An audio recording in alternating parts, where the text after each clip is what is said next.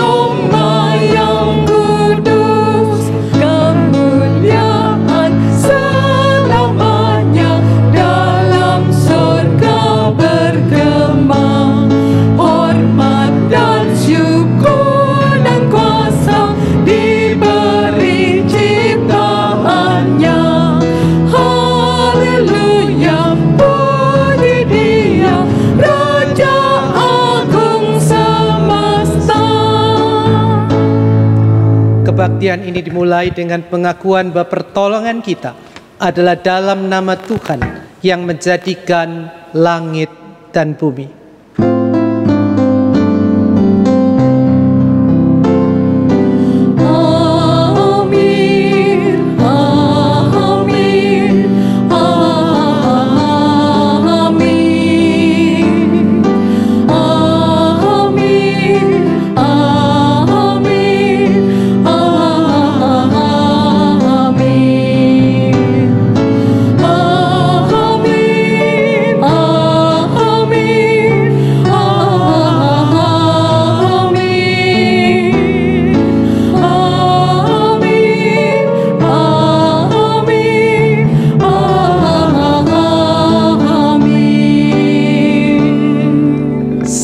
sejahtera bagi kita semua di dalam kasih dan karunia baik Tuhan. Tuhan menyertai kita semua.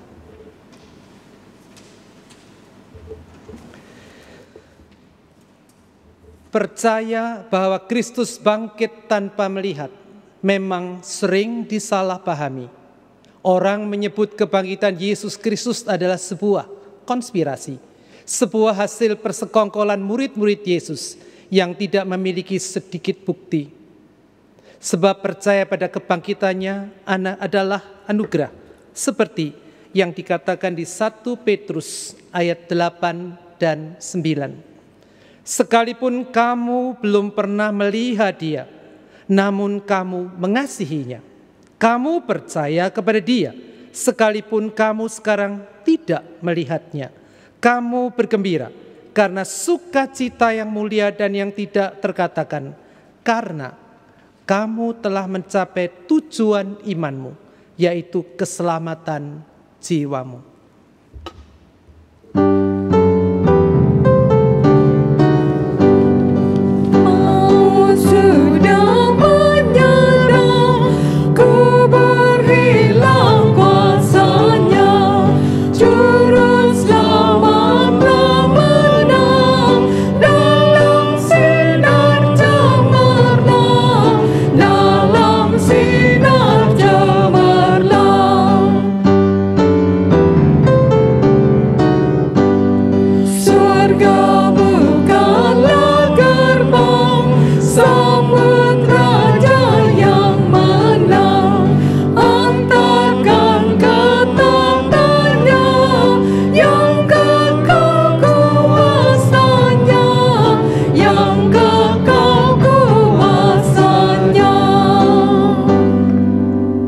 Mari kita berdoa. Kami sudah mendapatkan kepastian, keselamatan. Tetapi kami harus mengakui apa yang sudah dipastikan bagi kami itu kerap tidak kami ikuti dengan sikap hidup kami. Sikap hidup kami masih sangat dibayangi oleh ketakutan-ketakutan, oleh kekhawatiran-kekhawatiran, ketidakberserahan diri kepada Tuhan. Diikuti dengan perbuatan-perbuatan kami yang mendukakan Tuhan dan orang lain. Belum lagi pikiran-pikiran kami yang tidak kudus, tidak benar di depan-Mu ya Kristus. Kami tidak layak datang untuk berjumpa dengan Tuhan dalam ibadah ini. Tetapi dengan memandang kasih setiamu, kami datang dan berseru, Bapa, ampunilah kami. Kristus, sucikanlah kami. Roh Kudus, perbaruilah kami. Amin.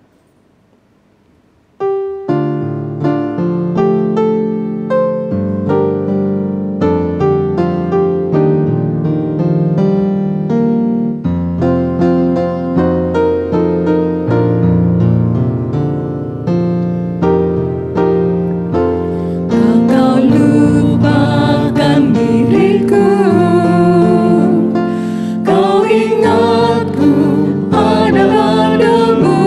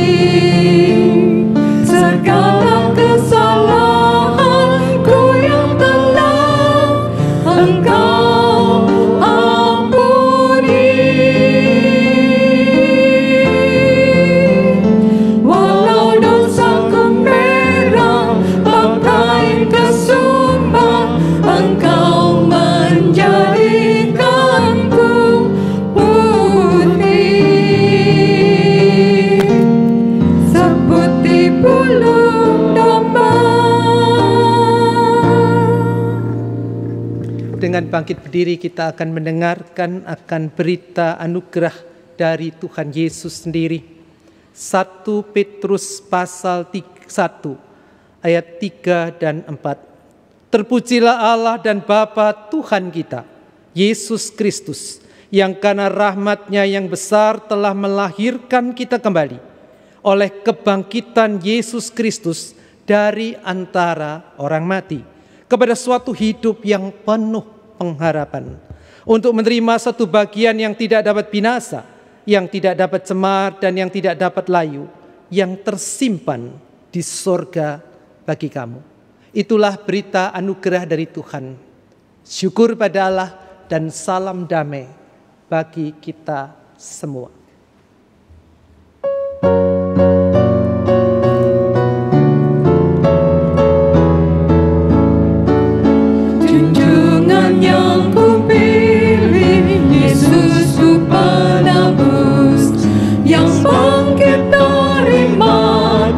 Berkuasa seterus, kendati banyak orang mengejek mencela, ku ikut suaranya, lembut mesra.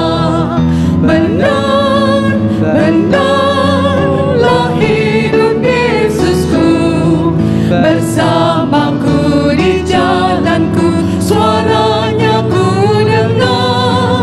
Benar, benarlah hidup Yesusku, di mana Dia ku dengar di dalam hatiku.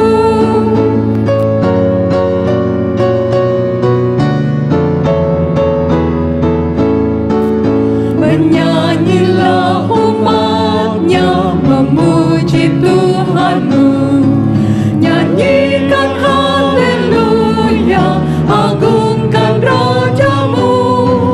Harapan bagi orang yang mau mencarinya, sebab Yesusmu hidup selamanya.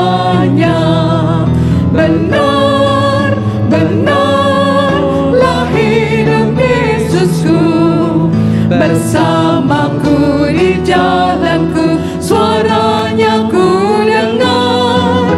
Benar, benarlah hidup Yesusku, di mana Dia ku dengar di dalam hatiku.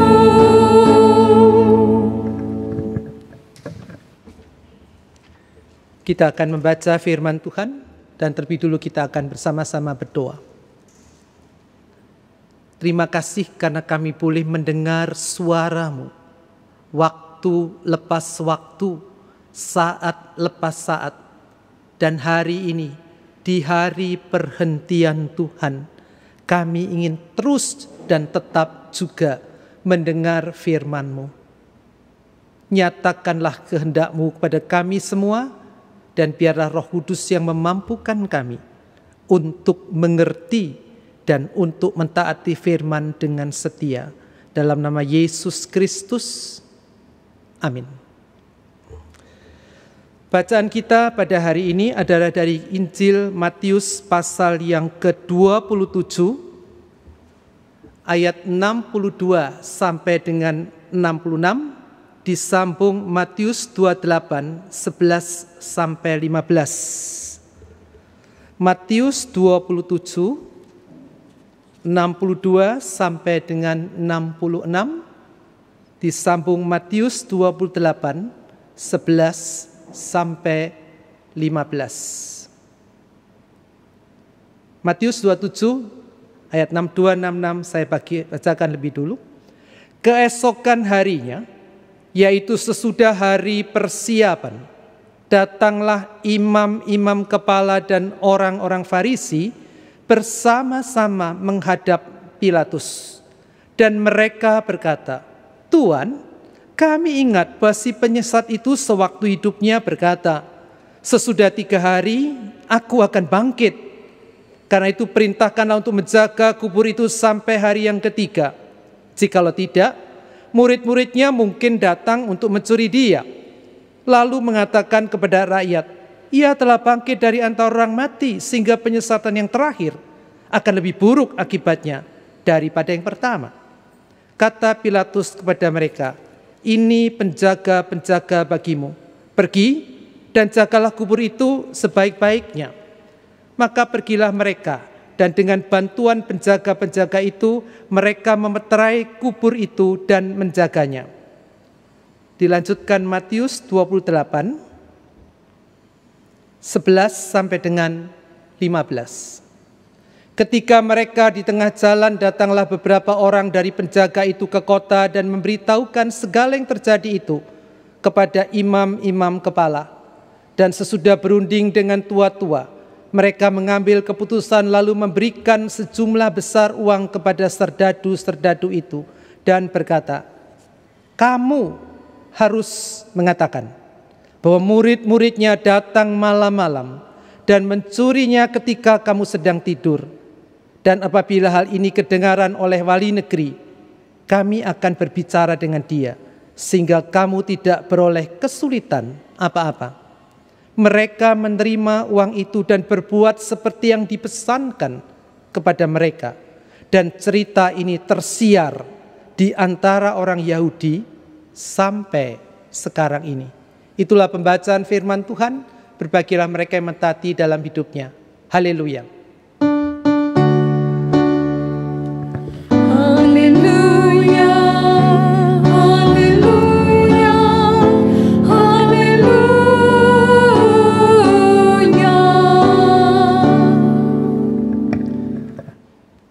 Saudara-saudara sekalian yang terkasih, kalau kita perhatikan dari pasal 28 ayat yang ke-15 bagian yang terakhir tadi, mereka menerima uang itu dan berbuat seperti yang dipesankan kepada mereka. Dan cerita ini tersiar di antara orang Yahudi sampai sekarang ini. Cerita ini tersiar di antara orang Yahudi sampai sekarang ini. Perhatikan kalimat, tersiar di antara orang Yahudi sampai sekarang ini. Injil Matius ditulis kira-kira tahun 60-an.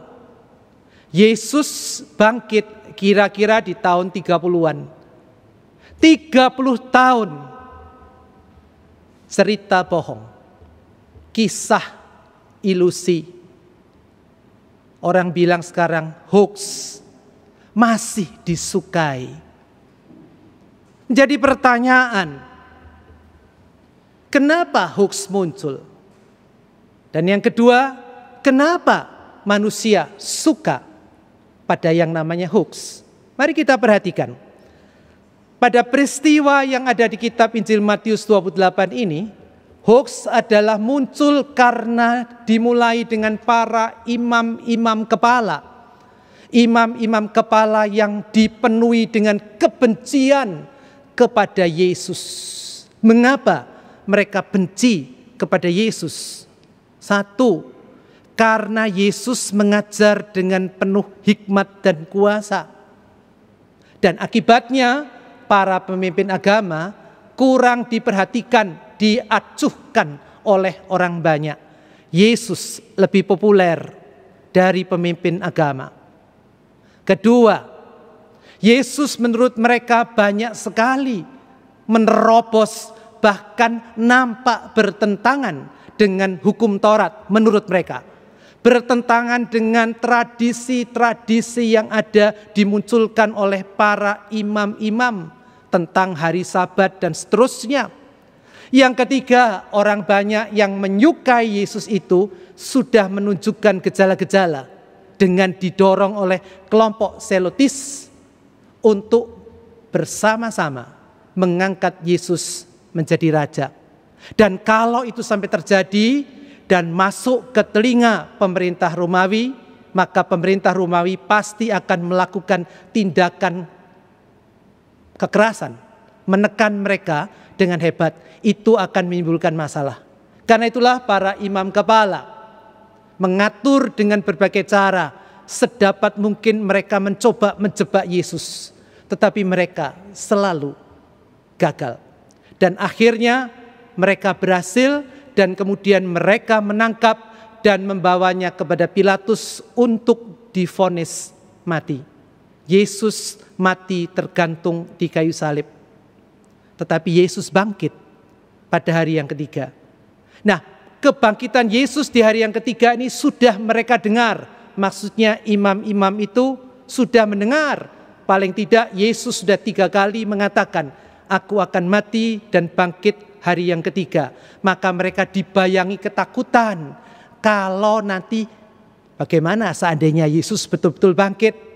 Atau yang mereka juga khawatirkan, bagaimana kalau murid-muridnya akan menyiarkan kabar bohong bahwa Yesus bangkit padahal mereka mencuri mayatnya.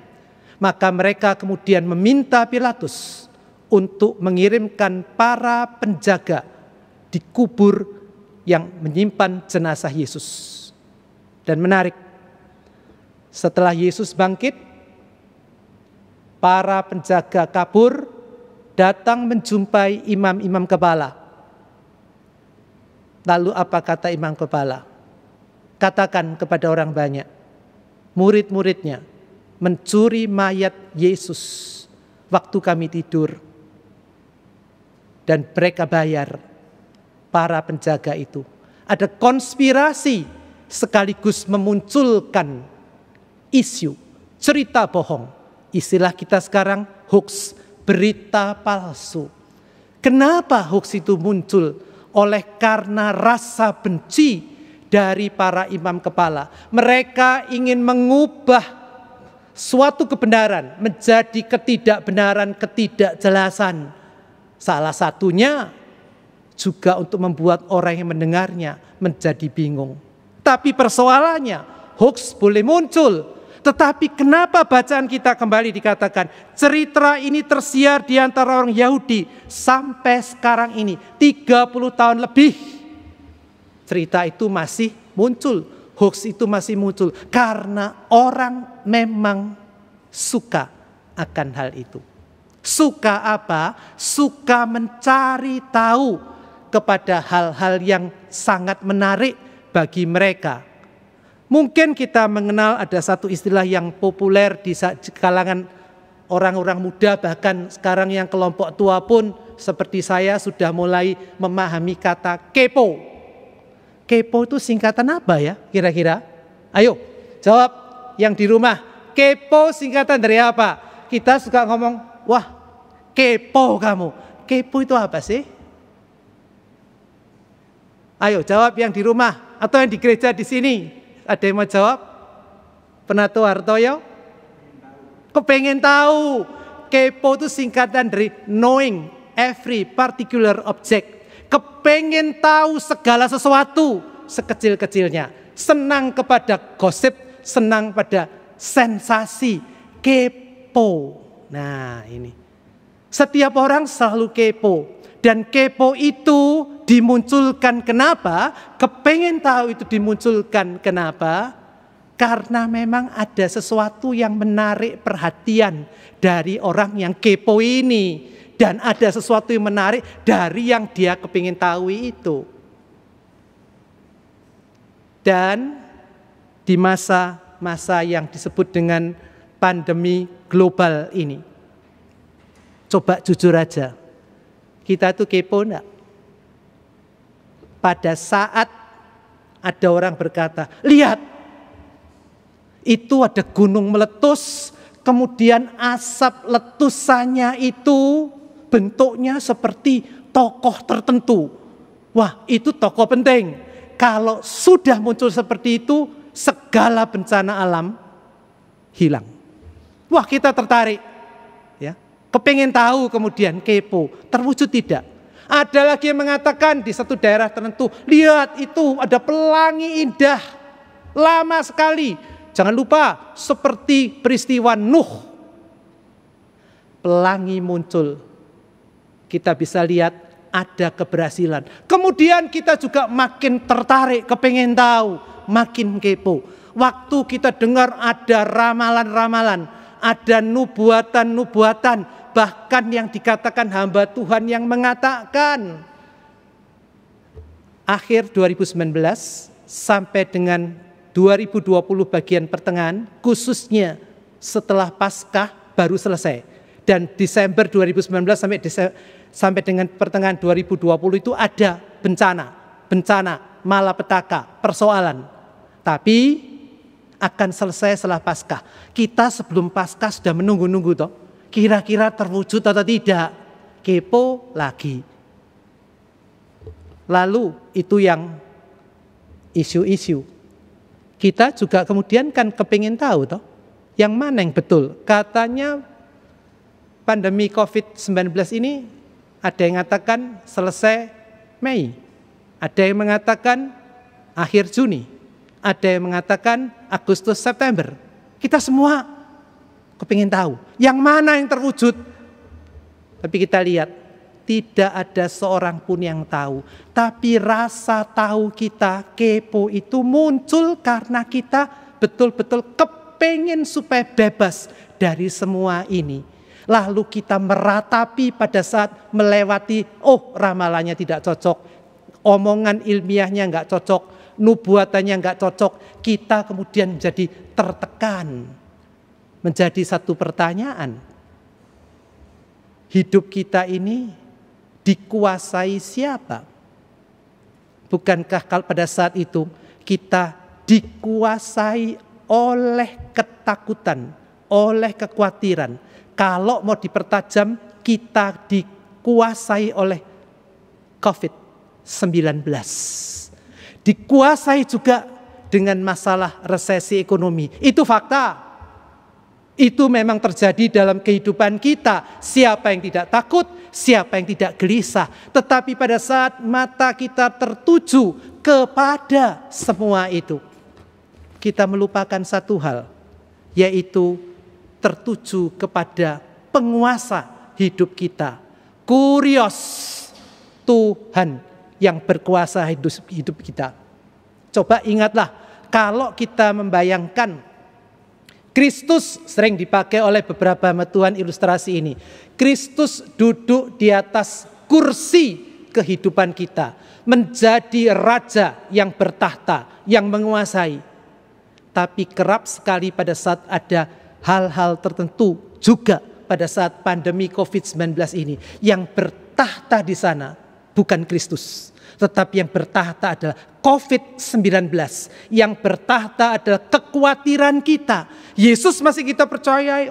Kita katakan saya percaya. Tetapi yang menguasai hidup kita adalah itu. Nah, kita selalu diingatkan. Dalam beberapa seri khotbah-khotbah sebelum ini. Semuanya selalu berbicara. Arahkanlah dirimu kepada Kristus. Perhatikan Maliakhi 3. Ayat yang ke-7, Tuhan berkata, kembalilah kepadaku, maka aku akan kembali kepadamu. Kembalilah kepadaku, katakan Tuhan. Tuhan tidak pernah berubah, cuma kita yang sering keluar. Tuh penjelasannya bagaimana? Sering saya katakan bahwa kita itu diciptakan dalam hubungan dengan Tuhan.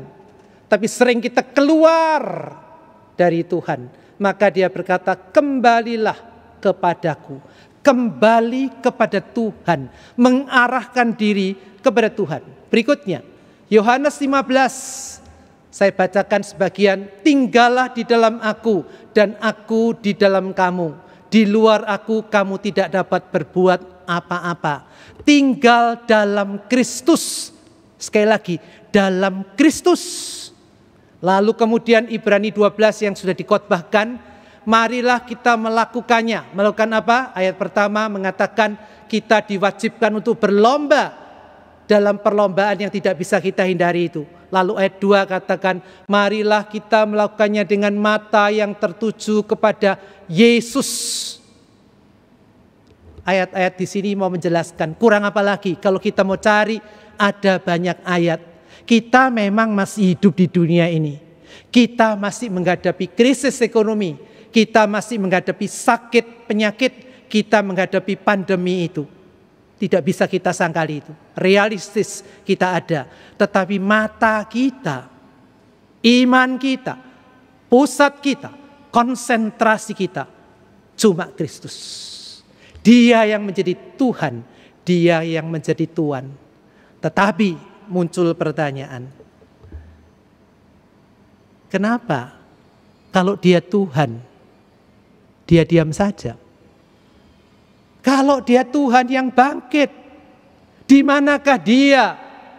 Di manakah karyanya? Bahkan kadang-kadang kita mengutip beberapa ayat di Alkitab, engkau akan sehat dan seterusnya. Tapi faktanya, kenapa fakta-fakta dunia yang tidak menyenangkan, bahkan mungkin kita mengalami itu terjadi? Apakah Tuhan bangkit? Siapa tahu. Tadi itu, cerita itu tersiar di antara orang Yahudi sampai sekarang ini. Siapa tahu kita juga masih mengikuti. Bahkan kita di dalam ketakutan dan kegelisahan kita mulai bertanya, moga-moga tidak ada ya, tapi siapa tahu ada yang mulai bertanya, Yesus itu betulkah bangkit? Saudara-saudara sekalian, 1 Petrus di ayat pembukaan tadi sudah mengatakan, kita tidak melihat Dia, tapi kita sudah mempercayakan diri kepada Dia. Kenapa? Alkitab menyatakan Kristus bangkit, dan kita menerima itu, kita mengimani itu. Dan yang kedua, perhatikanlah baik-baik ini.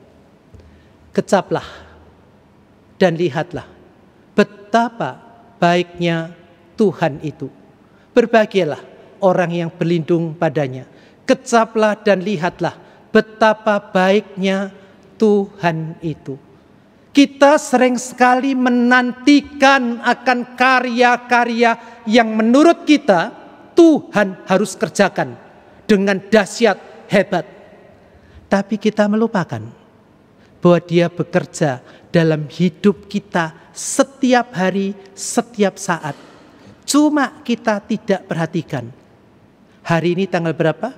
19 April. Paskah sudah lewat. April akan berakhir. Kita toh masih hidup. Kita masih bisa bernafas. Kita bisa masih menikmati makanan.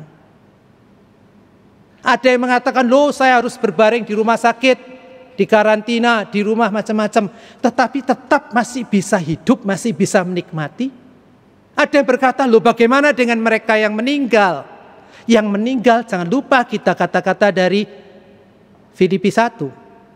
Hidup adalah Kristus, mati keuntungan. Berjumpa dengan Kristus itu indah. Tidak gampang loh mengatakan hidup itu Kristus, mati itu keuntungan. Kenapa keuntungan? Berjumpa dengan Yesus. Di situ hidup atau mati bagi Rasul Paulus di kitab Filipi 1 bukan masalah. Masalahnya cuma satu. Apakah dia tetap mengarahkan diri kepada Kristus? Jadi mari kita bersama-sama menikmati, melihat dulu, mensyukuri, menikmati dan membagikannya. Maksudnya apa? Melihat karya-karya Tuhan waktu lepas waktu. Kita syukuri itu, kita nikmati itu. Dan kalau perlu, bukan hanya perlu, kita harus bagikan itu kepada orang lain. Dengan kita melihat, menikmati kasih Tuhan, kita terpanggil untuk tetap berpusat pada Dia, mengasihi Dia.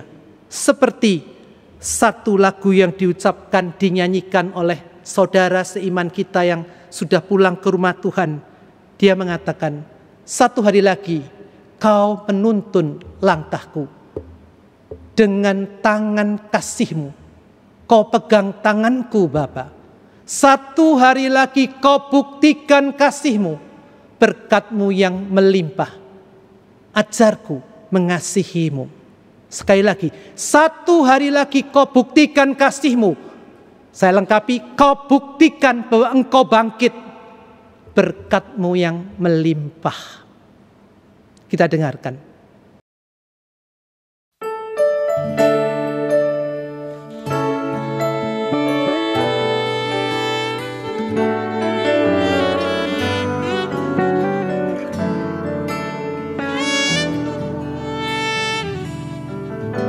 Satu hari lagi Kau menuntun langkahku.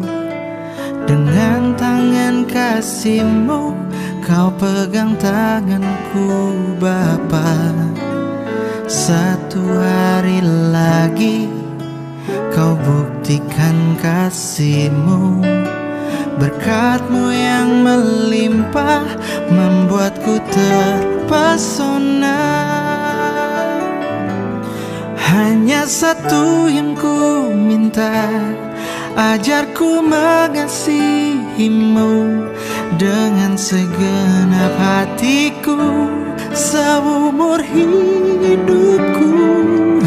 Hanya satu yang ku minta, ajarku mencintai-Mu dengan segenap hatiku seumur hidupku.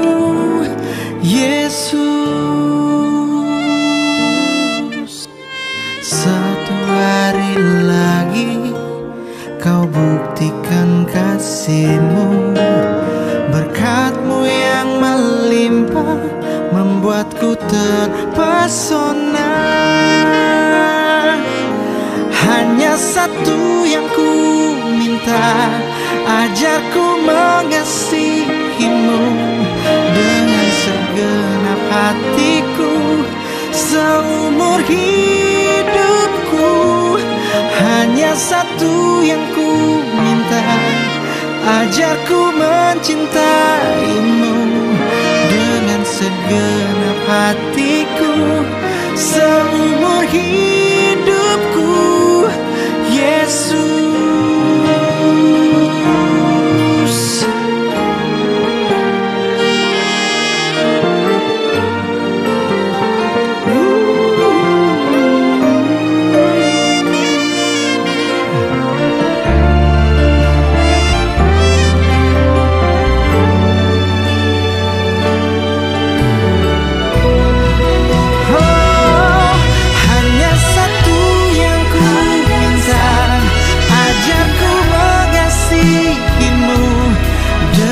segenap hatiku seumur hidupku.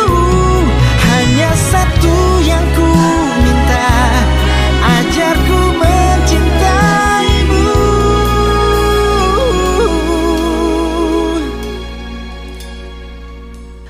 dengan segenap hatiku. Dengan segenap hatiku, dengan segenap hatiku seumur hidupku. Yesus,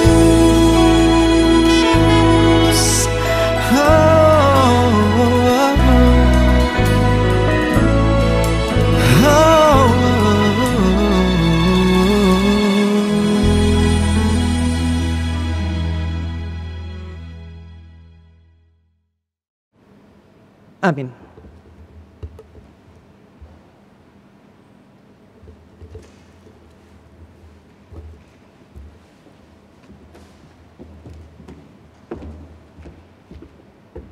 Jemaat diundang bangkit berdiri. Marilah kita bersama dengan gereja dari segala abad dan tempat mengakui iman kita menurut pengakuan iman rasuli. Aku percaya kepada Allah, Bapa yang Maha Kuasa, Khalik langit dan bumi, dan kepada Yesus Kristus, Anaknya yang tunggal, Tuhan kita, yang dikandung dari Roh Kudus, lahir dari anak darah Maria, yang menderita sengsara di bawah pemerintahan Pontius Pilatus, disalibkan, mati dan dikuburkan, turun ke dalam kerajaan maut. Pada hari yang ketiga, bangkit pula dari antara orang mati, naik ke surga, duduk di sebelah kanan Allah, Bapa yang Maha Kuasa. Dan dari sana Ia akan datang untuk menghakimi orang yang hidup dan yang mati. Aku percaya kepada Roh Kudus, gereja yang kudus dan am, persekutuan orang kudus, pengampunan dosa, kebangkitan orang mati dan hidup yang kekal. Amin. Jemaat dipersilakan duduk kembali. Mari kita bersama-sama berdoa. Kami lebih sering untuk mencari realita-realita isu Kami sering mencari akan karya-karya yang menurut kami besar yang harus Tuhan lakukan. Tapi kami melupakan bahwa karya yang menurut kami kecil adalah karya-Mu.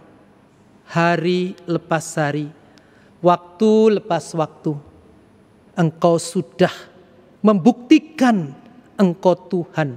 Engkau Tuhan yang bangkit. Engkau menyatakan karya kuasa kebangkitan-Mu dalam hidup kami. Ajar kami Tuhan di segala kondisi kami, untuk kami melihat, menikmati, mensyukurkan, bahkan membagikannya kepada orang lain. Kami berdoa untuk banyak pihak yang mengusahakan untuk bisa berbagi kepada orang lain. Mungkin mereka kurang, mungkin mereka capek, tetapi mereka bekerja, berkarya untuk berbagi, membuat APD, membuat face shield seperti yang dikerjakan rekan-rekan kami di gereja ini. Kami berdoa juga untuk mereka-mereka yang memberikan hidupnya sebagai tenaga medis, perawat, dokter, apapun. Dengan setia mereka merawat, menjaga, mendampingi, menguatkan mereka yang berbaring.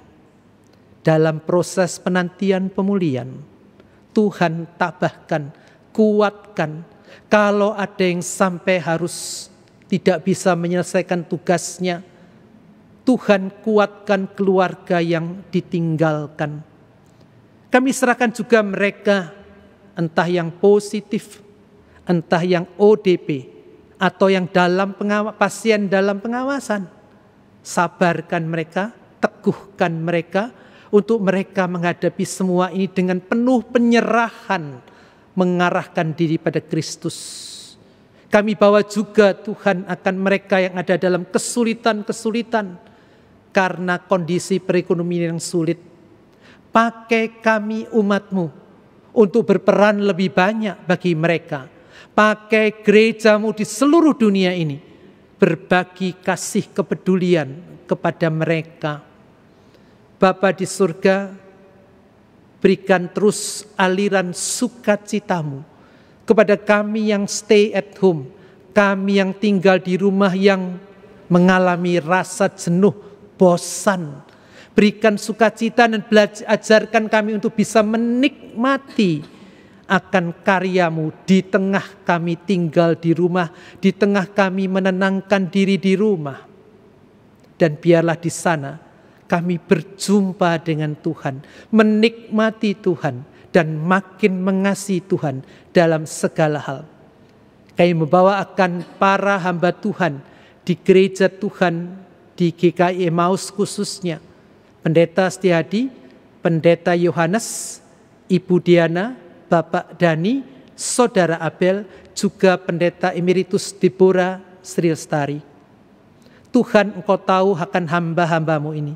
Dalam kondisi ini mereka tetap dengan setia mau melayani Tuhan dalam tindakan ataupun dalam doa. Lengkapi mereka juga para penetua, pengurus komisi, terkhusus pengurus komisi kebaktian yang dengan sabar dan tekun boleh terlibat dalam penyelenggaraan ibadah hari Minggu. Bapa di surga, kami menyerahkan akan Surabaya, Indonesia, dunia ini, di dalam kondisi mereka dibayangi ketakutan, kekhawatiran, dan pertanyaan, kapan selesai? Tuhan memberi kekuatan pemulihan. Biarlah mereka memandang Engkau saja. Kami serahkan Bapa kehidupan kami satu persatu hanya ke dalam tangan Tuhan Yesus yang mengajarkan kami berdoa.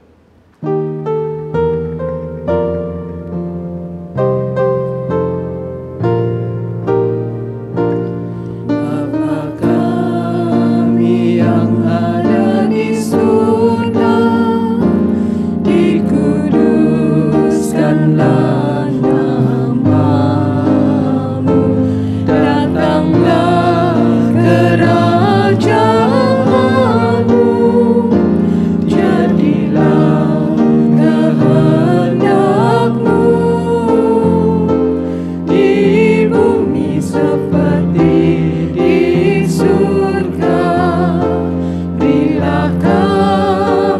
pada hari ini, makanan kami yang secukupnya, dan ampuni kesalahan kami seperti kami ampuni yang lain, dan jauhkan kami dari pencobaan, lepaskanlah kami dari yang jahat, sebab Engkau yang punya kerajaan serta kuasa dan kemuliaan sampai selama-lamanya.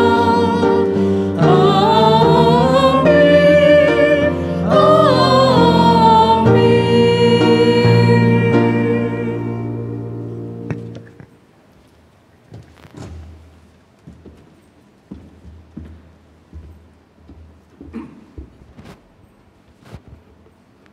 Kita akan memasuki layangan persembahan. Persembahan dapat dilakukan melalui rekening BCA dengan nomor rekening 4722 0-nya 4 kali 17. 4722 0-nya 4 kali 17. Bila anggota jemaat tidak dapat melakukan transfer, maka persembahan dapat disimpan dan dipersembahkan langsung pada kebaktian di gereja ketika keadaan sudah pulih.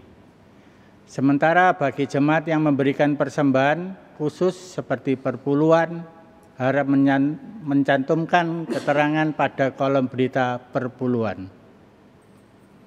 Nats persembahan diambil dari Roma 11:36. Sebab segala sesuatu adalah dari Dia, dan oleh Dia, dan kepada Dia. Bagi Dialah kemuliaan sampai selama-lamanya. Jemaat, mari kita memuji Tuhan dari KJ 439, baitnya yang pertama. Bila topan keras melanda hidupku.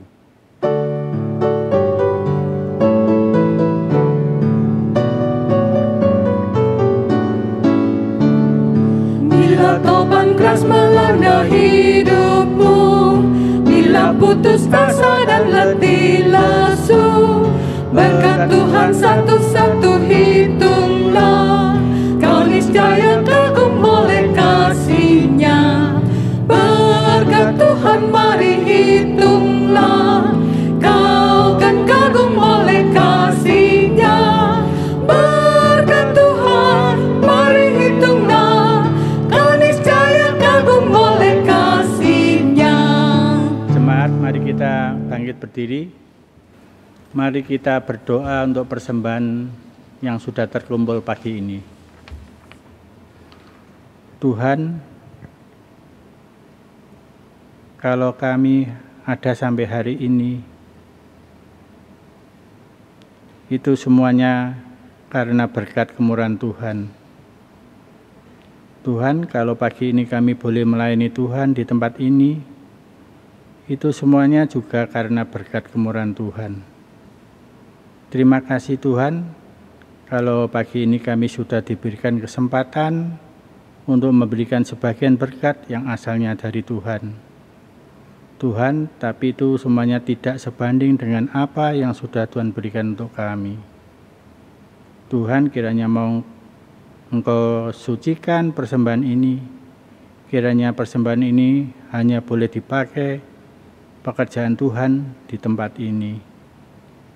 Terima kasih Tuhan, juga kami berikan setiap kami hikmat dan bijaksana ketika kami memakai persembahan ini. Terima kasih Bapa, kami sudah berdoa dan mengucap syukur. Amin.